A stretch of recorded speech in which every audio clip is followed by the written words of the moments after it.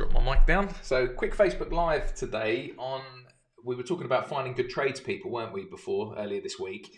But what I found even more difficult than finding good tradespeople is recruiting highly efficient managers in your business. That can be even harder.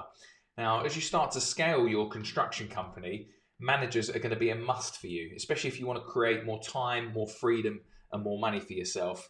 Eventually, you're going to have to bring managers on board.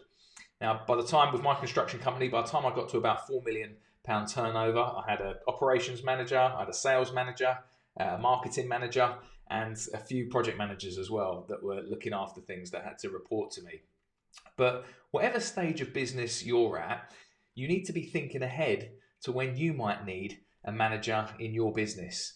And the first hire you're probably going to have of a manager is very likely to be a project manager or a contracts manager in your company, someone that's going to be able to oversee the work on site and just really saves you from having to be on site every day and dealing with customers. But the big problem comes when the owner of the business tries to relinquish that site control and the site management, and really it can make or break a business once the owner does that. And this is one of the most difficult roles to fill effectively, a project manager or a contracts manager, because the project manager is effectively going to be in control of the site costs, the timelines, quality assurance, people management, managing all the subbies on site, and of course, customer service. They've got to keep your clients happy. If any one of those things is lacking in your business, you're going to notice real damaging effects on both your profit margins, your staff morale, and of course, your reputation of a business if that project manager doesn't deliver properly. Now, as I say, when I was scaling, I went through quite a few project managers. It was a painful process. Some were absolutely useless, and others were fantastic, and I'd hire them again in a heartbeat.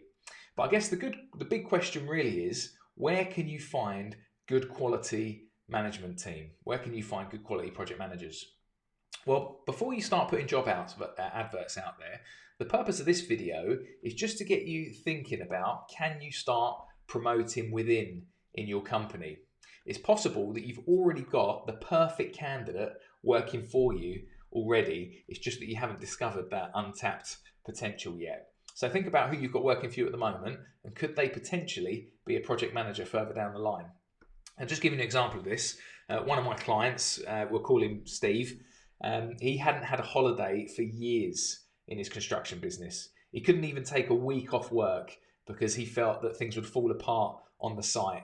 And he reasoned that even if he did go away, he'd be constantly on the phone having to deal with things, and that was much more stressful for him anyway. So Steve came to me for coaching to achieve more time, more freedom, and more money in his business, but he couldn't expand with that sort of mindset, not being able to go away. He had to bring someone responsible on board. But before we did that, before we started putting job adverts out there, I asked Steve to look at his current team. Could he identify anyone that was currently on the tools working for him that could be given a bit of extra responsibility? So Steve immediately suggested someone that he had in mind. He suggested someone called Matt. Now, he didn't have the confidence that Matt could go out there and project manage, but he did see potential in Matt. We worked out a bit of a training plan together to test Matt out to see if he was going to be a good fit. So the first thing we did, Matt started ordering materials. Big tick. He was able to do that, really well, nice and easily. Next, he got Matt to start organising the weekly schedule for all the workers and what they were going to be doing throughout the week. Big tick. Matt was pretty good at that too. So slowly but surely, Matt was being trained as a project manager over the weeks and months that ensued.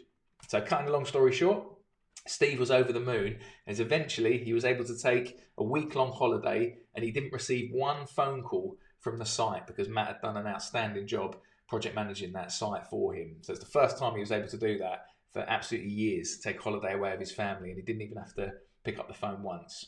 So that was a massive, big relief for Steve. And also it saved Steve around £20,000 on the cost of a project manager, because Matt wasn't commanding the same rate as what an experienced project manager would that was coming in fresh. So what's the moral of the story?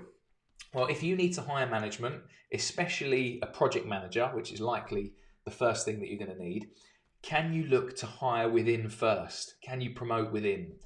And if no one seems suitable, you look at your team and think, nah, there's no one that's going to be able to fill that role. Is it possible to gradually train them up slowly, give them a bit more responsibility so that further down the line, you might be able to give them that role? If you can do this, it will save you money, it promotes staff loyalty from within, and it stops you bringing someone new into the company that might not be a good cultural fit. So hopefully that helps, and hopefully you can identify someone that might fit that criteria for you.